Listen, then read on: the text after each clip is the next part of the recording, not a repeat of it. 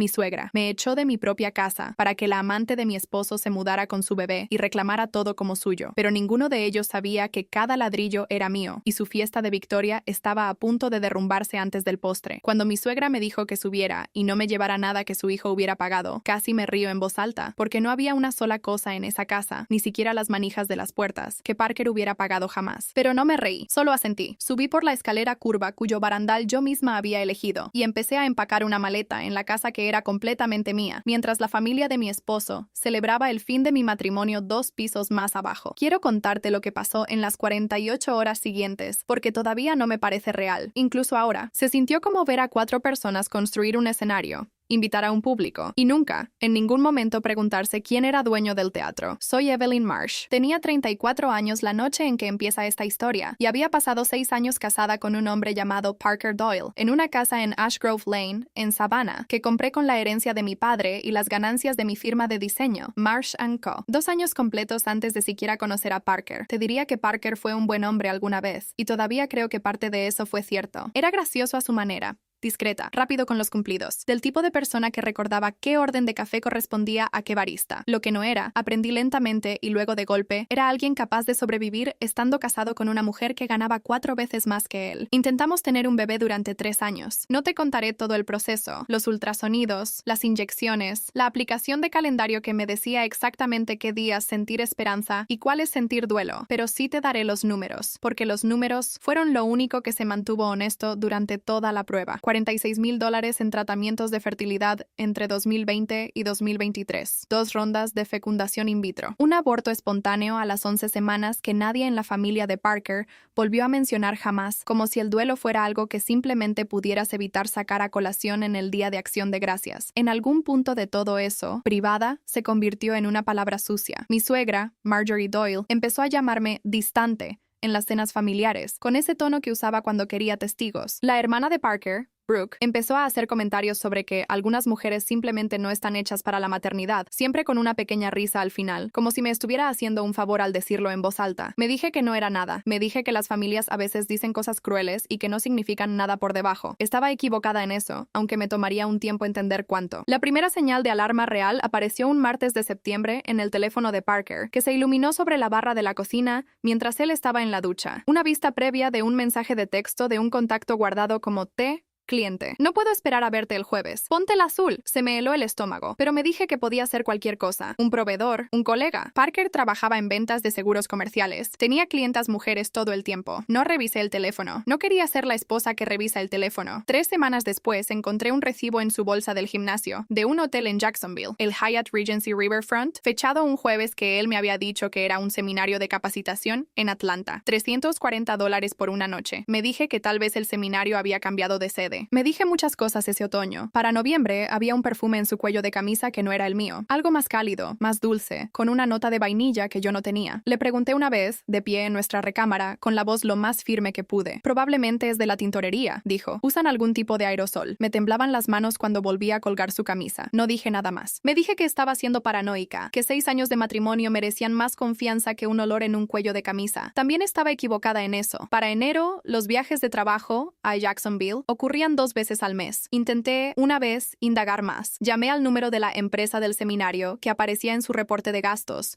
un negocio llamado Coastal Risk Partners. La recepcionista, una mujer llamada Diane, me dijo amablemente que nunca habían tenido una capacitación en Jacksonville, ni ese trimestre, ni nunca. Recuerdo estar sentada en mi auto en el estacionamiento de mi propio estudio de diseño, con el motor encendido, las manos aferradas al volante como si estuviera aprendiendo a manejar de nuevo. No lo confronté esa noche. Me dije que necesitaba pruebas, no sospechas. Me dije que en cuanto tuviera pruebas, sabría exactamente qué hacer. Todavía no sabía cuánta razón tenía sobre necesitar pruebas, solo que aún no sabía para qué las necesitaría. Para febrero, había dejado de intentar arreglar las cosas en silencio y había empezado a ver a la doctora Naomi Castellano, terapeuta matrimonial y familiar con consultorio cerca de Bull Street, 2 veces al mes. Fue ella quien finalmente dijo la frase que yo había estado evitando. Evelyn, has descrito 6 años en los que te culparon por cosas que nunca fueron responsabilidad exclusivamente tuya. Quiero que te sientes con eso un momento. Me senté con eso en el estacionamiento de la clínica de fertilidad 2 días después, sosteniendo una carpeta de papeleo para una 4ª ronda de de tratamiento, que no había decidido si continuar, y una certeza creciente de que ya sabía, en algún lugar debajo de mis costillas, que mi matrimonio ya había terminado, solo que todavía no me lo habían dicho. No me lo dijeron hasta 5 meses después. Me lo dijeron un sábado por la tarde de abril, en mi propia sala, frente a 11 muebles que yo misma había elegido, por una mujer que llevaba puesta una réplica casi idéntica de las perlas de mi difunta abuela y sostenía una carpeta de Manila como si fuera una citación judicial. Fírmalo, Evelyn, y deja de alargar esto, dijo Brooke, de pie junto a la chimenea de mármol, con una mano en la cadera, vestida como si posara para una fotografía en lugar de lo que en realidad era, una vergüenza familiar. Esta casa por fin necesita a una mujer que pueda darle un hijo a mi hermano. Marjorie estaba sentada en su sillón favorito, mi sillón, en mi casa, con sus perlas puestas, la carpeta en el regazo. Parker estaba sentado a su lado, en silencio, un hombre adulto de 36 años dejando que su madre hablara por él, como un niño esperando a que alguien más explicara lo que había hecho. Quiero ser honesta sobre algo. Yo ya lo sabía, lo había sabido durante meses. En esa parte de mí que no se miente a sí misma incluso cuando el resto de mí está desesperado por hacerlo. Pero saber algo y escucharlo confirmado en voz alta, por la familia de tu esposo, en tu propia sala, son dos tipos de dolor muy distintos. ¿Tu nieto? Dije. Parker cerró los ojos. Y ahí estaba, el perfume extraño, las llamadas que cortaban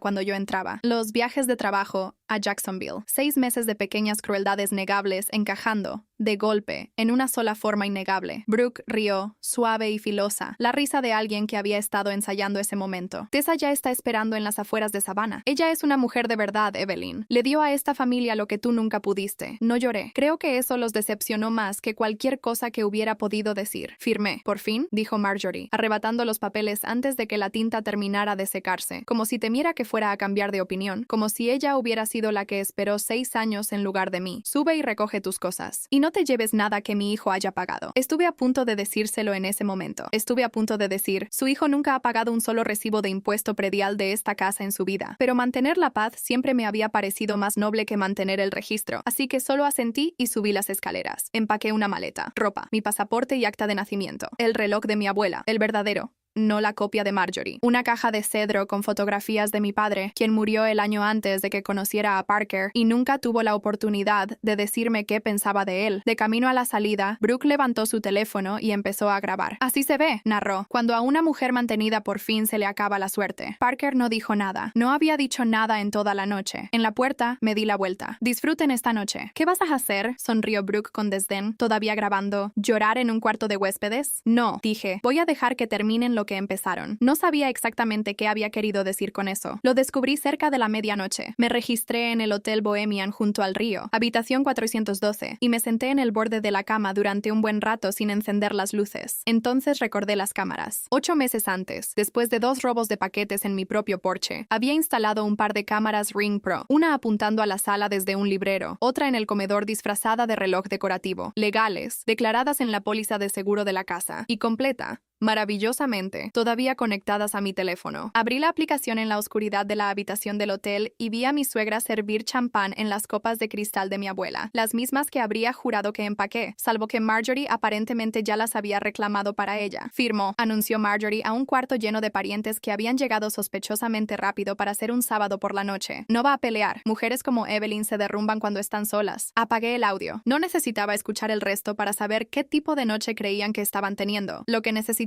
era a Nathaniel Brooks. Conocía a Nathaniel Brooks desde que gestionó el cierre de la compra de Ashgrove Lane 7 años antes, cuando yo era una diseñadora de 30 años comprando su primera casa con el dinero de un padre fallecido y un negocio que todavía no daba ganancias. Era abogado de bienes raíces y derecho familiar, con 19 años de práctica en el condado de Chatham, y ese tipo de calma seca e inquebrantable que hacía que las malas noticias sonaran sobrevivibles. Lo llamé a las 8:40 de la mañana siguiente. Evelyn, dijo, es domingo. Quiero vender la casa. Hoy, si es posible. Hubo una pausa, y casi pude escucharlo enderezarse en su silla. Cuéntame. Le conté todo. La aventura, el bebé, los papeles firmados, el no te lleves nada que mi hijo haya pagado. Todo. No me dijo, te lo dije. Aunque había sido él quien, 7 años antes, insistió en que dejara la escritura solo a mi nombre e insistió en que Parker firmara un acuerdo prenupcial antes de la boda, para la protección de ambos. Dijo en su momento, diplomáticamente, aunque creo que los dos sabíamos a la protección de quién se refería en realidad. La escritura está únicamente a tu nombre, confirmó Nathaniel, revisando los registros mientras hablábamos. Historial fiscal seguro, liquidación de la hipoteca desde 2019. Cada documento tiene tu nombre y solo tu nombre. Parker no tiene ningún interés de propiedad, nunca lo tuvo. Lo sé, dije. Por eso quiero que desaparezca antes de que él lo descubra por su cuenta. Para las 11 de la mañana, Nathaniel me había conectado con un hombre llamado Harold Waverly, un desarrollador de Savannah que llevaba casi 4 años intentando comprar el lote de Ashgrove Lane y los 2 terrenos adyacentes para un proyecto boutique de restauración. Me había hecho una oferta 18 meses antes que yo había rechazado por puro sentimentalismo. Ya no me sentía sentimental. Para las 2 de la tarde, Harold tenía un cheque de caja listo y a su propio abogado en videollamada. Para las 4:15 de esa tarde de domingo, la escritura de Ashgrove Lane había sido transferida, notariada mediante un servicio de notario móvil y presentada para registro acelerado a primera hora del lunes. Precio de venta: $1.4 millones, $180,000 por encima del avalúo más reciente del condado, porque a Harold Waverly tampoco le gustaba esperar. Le pedí tanto a Nathaniel como a Harold una sola cosa: 48 horas antes de la entrega formal y cualquier cambio de cerraduras. Quería ver qué revelaría la familia de mi esposo sin nadie observando. Revelaron mucho. Tessa llegó a la casa a la 1:30 de la tarde siguiente. Lo vi todo desde mi teléfono, sentada en un sillón de hotel con una taza de café enfriándose a mi lado, bolsa de pañales de diseñador, portabebé, lentes de sol subidos sobre su cabello rubio. Se veía, lo admito, exactamente como alguien a quien le habían dicho que esa casa ya era suya. Parker la besó en mi cocina, en la misma barra donde solía prepararle sopa cuando tenía gripe, donde solía dejarle notas adhesivas antes de vuelos temprano. Todo esto será tuyo, lo escuché decirle, su voz metálica a través del altavoz de la cámara. Evelyn se fue sin nada. Me quedé muy quieta y dejé que esa frase existiera en la habitación conmigo durante un minuto antes de seguir observando. Esa noche,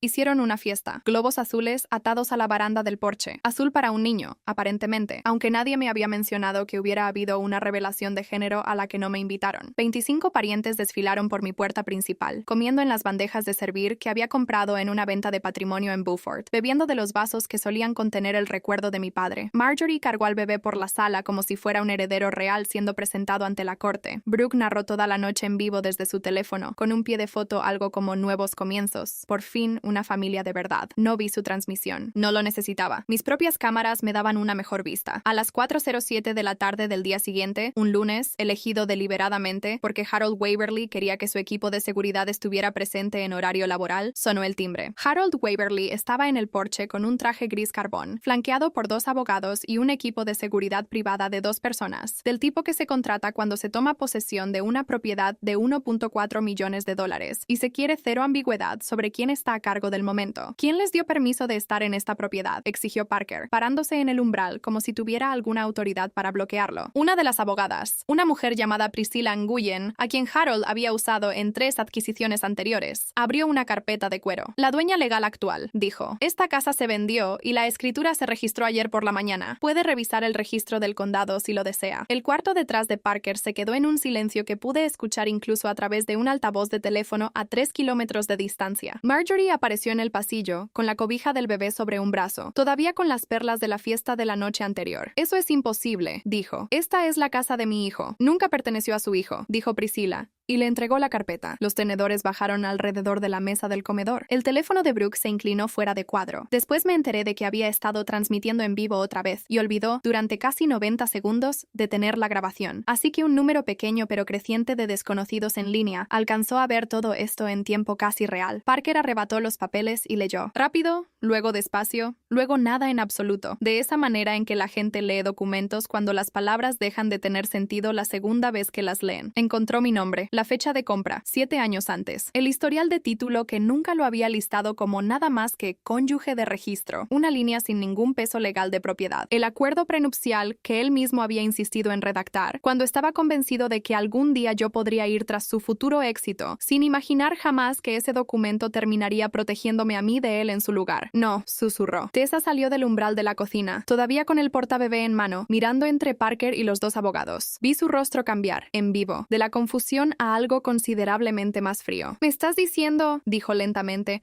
que no eres dueño de esta casa? Tessa, podemos arreglar esto. ¿Tienes dinero? Es complicado. Marjorie dio un paso al frente, con la barbilla en alto, todavía intentando comandar un cuarto que ya no le pertenecía a ninguno de ellos. Jovencita, esto sigue siendo un asunto familiar. Tessa soltó una risa corta, sin humor, del tipo que reconocí, porque creo Creo que yo había hecho una versión de esa misma risa 6 meses antes, sentada en el estacionamiento de una clínica. Familiar, repitió. Qué interesante, porque hay algo que nunca les conté. Miró directamente a Parker, sin nada de suavidad ya en su rostro. Me fuiste útil cuando pensé que tenías una casa, dijo. Pero si la casa, el dinero y la vida entera le pertenecían a tu esposa, tal vez debiste haber sido más amable con la única mujer de esta historia que en verdad tenía algo. El equipo de seguridad de Harold Waverly pidió a todos que desalojaran la propiedad en el transcurso de la hora siguiente. Nadie discutió. Quiero contarte esta parte con cuidado, porque es la parte que la gente suele omitir cuando cuenta historias como la mía, la parte donde la justicia no llega como un golpe limpio y cinematográfico, sino como un desenredo lento a lo largo de semanas que le cuesta a todos los involucrados más de lo que esperaban,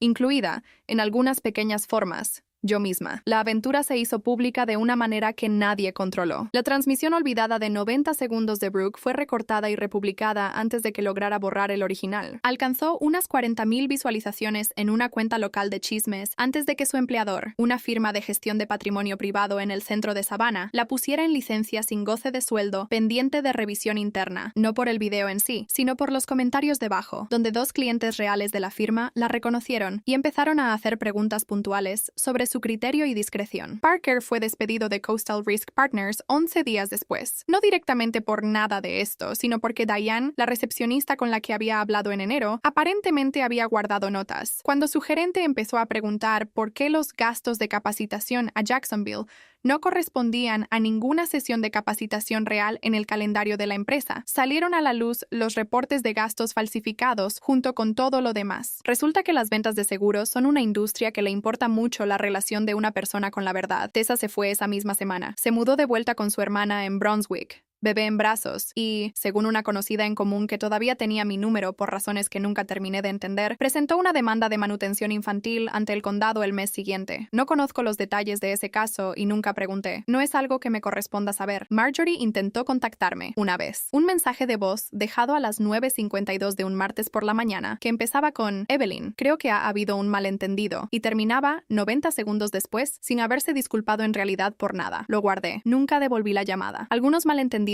no necesitan corrección, necesitan consecuencias. Me reuní con Nathaniel Brooks una última vez, unas 6 semanas después de que cerrara la venta, para finalizar el último papeleo. Deslizó un cheque sobre su escritorio. Mis ganancias de la venta, menos su honorario, menos el pequeño saldo de hipoteca restante que había estado cargando exactamente para una emergencia como esta, sin admitírmelo nunca a mí misma. ¿Sabes?, dijo, podrías haber peleado esto en silencio. Un abogado de divorcios, mediación, 6 meses de papeleo, y habrías obtenido exactamente el mismo resultado, eventualmente. Lo sé, dije. Entonces, ¿por qué la venta? ¿Por qué el teatro de todo esto? Pensé en esa pregunta más tiempo del que esperaba. Porque durante 6 años, dije finalmente, dejé que creyeran que la versión callada de mí era la única versión que existía. Quería que conocieran a la otra, aunque fuera una sola vez. Compré una casa más pequeña en el distrito histórico, una victoriana de 2 recámaras con buena estructura, y un jardín que poco a poco he ido aprendiendo a mantener con vida. La dotra Castellano y yo seguimos reuniéndonos 2 veces al mes, aunque las conversaciones de ahora tratan menos sobre sobrevivir y más sobre lo que viene después, lo cual es su propio tipo de trabajo difícil. Marsh & Co. consiguió 2 nuevos contratos comerciales esta primavera. Uno de ellos, en una coincidencia que todavía me parece casi graciosa, la renovación de un hotel boutique para Harold Waverly, quien me dijo durante un almuerzo que nunca había tenido un cierre de venta tan rápido en 22 años de trabajo en desarrollo inmobiliario, y que todavía cuenta la historia en las cenas, sin mencionar mi nombre, por cortesía profesional.